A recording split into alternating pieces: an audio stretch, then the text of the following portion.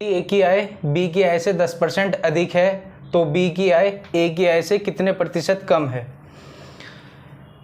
इसे करने के कई तरीके हैं। कैसे कर सकते हैं? एक तो इस तरीके से कर सकते हैं, ए बी मान के और बी की आय ए की आय से कितने % कम है। तो बी की आय हम 100 मान लेंगे और 100 से 10% अधिक है तो 110। तो इसमें पूछा है तो बी की आय ए की आय से कितने प्रतिशत कम है। बी की आय कितनी कम है? 10। किससे? 110 से अपॉन 110 इंटू 100। 10 से 10 तो 100 अपॉन 11 तो 11×99 यानी 9 सही 1/11। लेकिन इस तरीके से हम इस सवाल को नहीं करेंगे। हम इस सवाल का जो करने का तरीका है वो ए बी रूल पे करेंगे। कैसे करेंगे? इसमें 10% अधिक है तो 10 की फ्रैक्शन कितनी होगी? 10/100 यानी 1/10।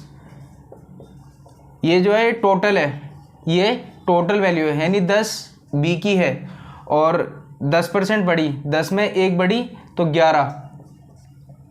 तो अब बी की आय ए की आय से कितनी कम है? 1 कम है। किससे? 11 से इंटू 100। तो 11×99 और 100 यानी 9 सही 1/11% कम है। देखिए इसी टाइप का एक क्वेश्चन हो रहा है। यदि नीता का वेतन पायल के वेतन से 25% अधिक हो तो पायल का वेतन नीता के वेतन से कितने प्रतिशत कम है। तो 25% की फ्रैक्शन क्या बनेगी? 25/100 यानी 1/4। तो हमारी नीता और पायल, तो नीता का वेतन पायल के वेतन से 25% अधिक है तो इसका 4 इसका 5 हो जाएगा। तो ये कह रहा पायल का वेतन नीता के वेतन से, पायल का वेतन नीता के वेतन से कितना प्रतिशत कम है। 1 कम है, नीता किससे? 5 से इंटू 100। तो 5 से काटेंगे इसे 20 बार तो 20% कम है। देखिए एक नेक्स्ट टाइप का क्वेश्चन और देखते हैं। इसमें कहा है किसी वस्तु की 10% की तथा 10% दो क्रमवार मूल्य वृद्धियां किस एकमात्र मूल्य वृद्धि के समतुल्य है। यानी इसमें समतुल्य बट्टा है, दो हमें परसेंट दे रखी है 10%। किसी वस्तु की 10% की दो वस्तुएं ए और बी मान लेते हैं तो 10% की तथा 10% की दो क्रमवार मूल्य वृद्धि यानी 10% का फ्रैक्शन 1/10 यानी कोई वस्तु 10 से 11 हो जाती है।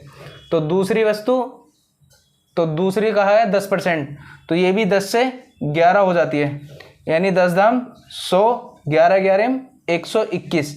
कोई वस्तु 100 की थी वो हमारी 121 की हो जाती है तो कितने परसेंट बढ़ गई? 21%। यानी 21% जो है वो इसका एक समतुल्य बट्टा है।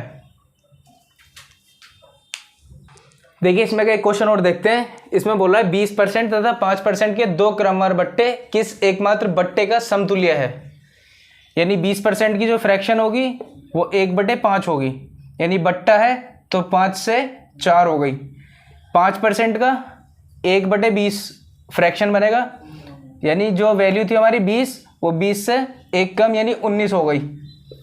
टोटल वैल्यू 20×5 100 थी, 19 चौक 76 यानी 100 थी 76 हो गई। कितने परसेंट कम हो गई? 24% यानी 24% का बट्टा हमारा समतुल्य है।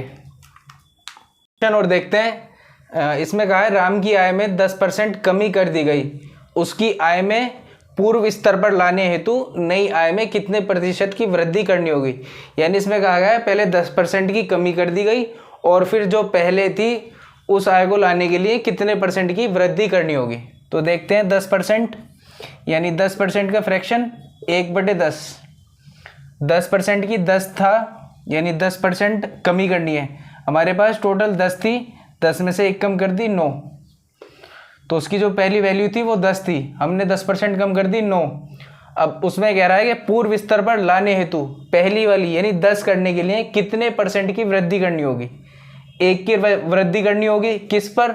9 पर इंटू 100।